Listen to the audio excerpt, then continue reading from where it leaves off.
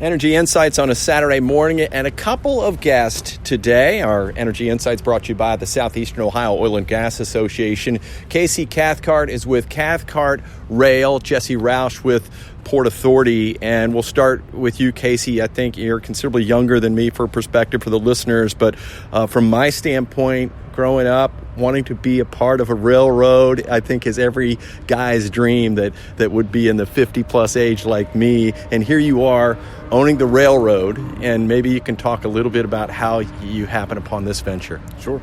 So I'm actually fifth-generation railroad.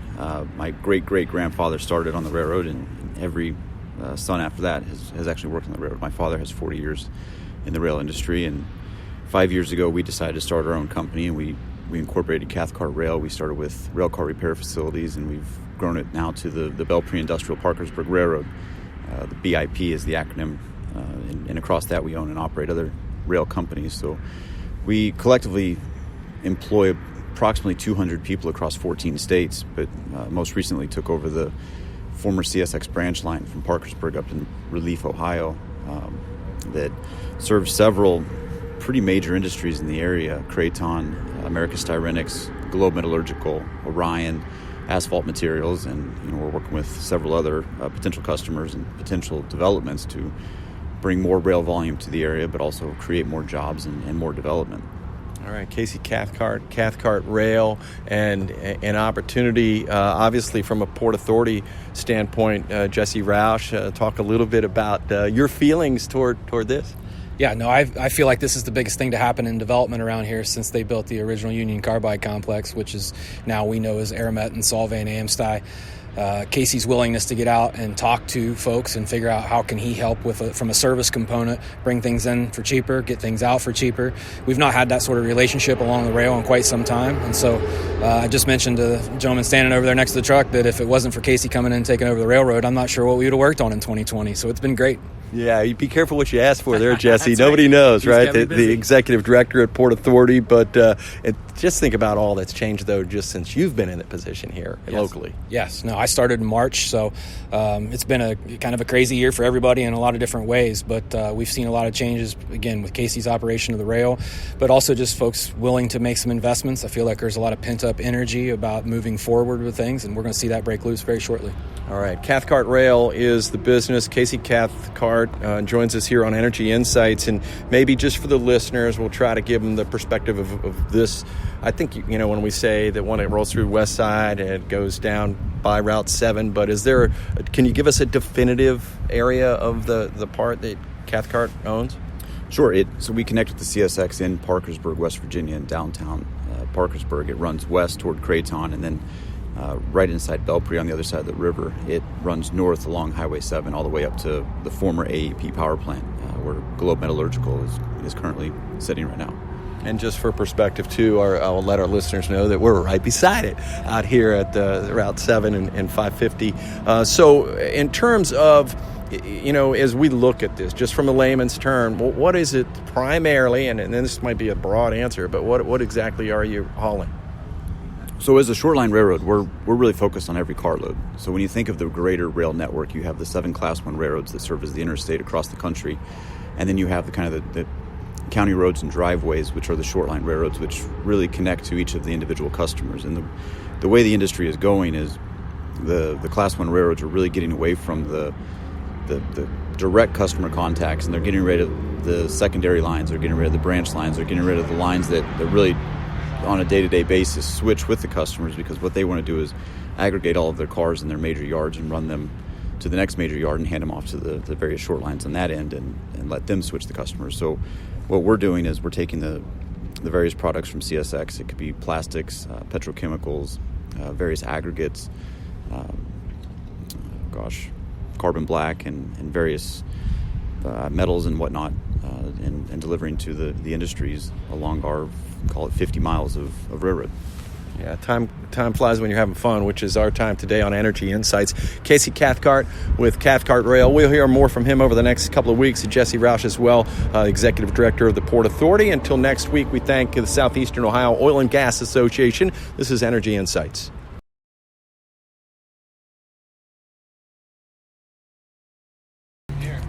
Energy Insights on a Saturday morning brought to you by the Southeastern Ohio Oil and Gas Association, and an opportunity this morning to continue our conversation with Casey Cathcart. He's with Cathcart Railroad owner, and again, a little bit of background on the family business and how it reaches to your generation. Sure. So I'm actually fifth generation railroad, starting with my great-great-grandfather all the way down. And 5 years ago, my father and I decided to start our own company, and we started with 0 employees and basically a distressed asset purchase, and from there have grown to 200 employees across 14 states and are in the middle of a large growth spurt to add several hundred more over the next, call it 12 months. So it's been pretty exciting. We touch everything from railcar repair to short-line railroads to tank car cleaning and railcar parts. How much of the training, your personal training or the people that you hire, comes on the job? How much of it is CE somewhere, or how's that work? So it really depends on the position. So railcar repair, we can actually train somebody who comes straight out of welding school or direct laborer, and on the actual railroad operations side, we tend to lean more toward experienced conductors and engineers who are pretty knowledgeable, usually from a Class 1 railroad that they're looking for a little bit more day-to-day consistency and whatnot. And working for a family company, we can offer a little more flexibility with several aspects of employment. All right, and then as far as this particular area and the Shell Crescent region, talk a little bit about how, I guess, the oil and gas industry as it sits today or going forward is going to benefit or relate to what you're doing. So it's actually funny that you mentioned Shell Crescent as the name. I'm actually a board member of Shell Crescent USA. We're tasked with really developing the region of West Virginia, Ohio to Pennsylvania, and focused on the Ohio River corridor, everything from natural gas to plastics, petrochemicals, and everything in between. And from our standpoint, over the next 20 years, we see a major push and a major opportunity for development and reshoring a lot of manufacturing, a lot of plastics. When you think about the reach of this corridor, you really reach 70% of your consuming demand instead of having things shipped to China or other overseas areas to be manufactured and brought back. It makes a lot more sense to just manufacture it here. You've got your feedstock here, you've got your manufacturing here, you have your consumer demand here. When you add all of that in, you can really cheapen the cost of your manufacturing process and logistics, and everything it'd be good for the country, it'd be good for the region, and it'd be good for employment. For a sales standpoint, development standpoint, as it relates to Cathcart Rail, would you reach out to, or let's just give folks that are listening that might be working in an industry locally that could use rail services that you do, just kind of give them maybe your website, phone number, any of that kind of information that you want for them to know. Sure. For the railroad directly here, we're www.BIP, as in Belpre Industrial Parkersburg, so BIPrailroad.com. Okay. And then as far as you specifically, would you be a contact on the development front of this?